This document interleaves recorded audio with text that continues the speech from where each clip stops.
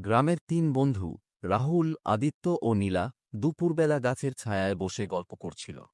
হঠাৎ নীলা তার দাদুর কাছ থেকে শোনা এক রহস্যময় গুপ্তধনের গল্প বলে।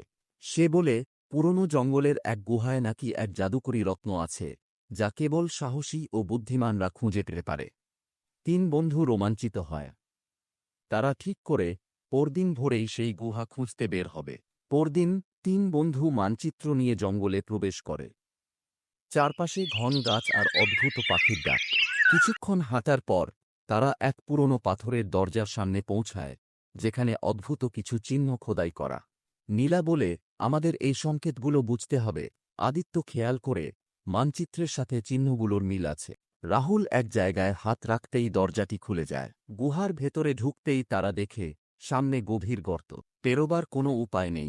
রাহুল বলে, আমরা কি ফিরে যাব?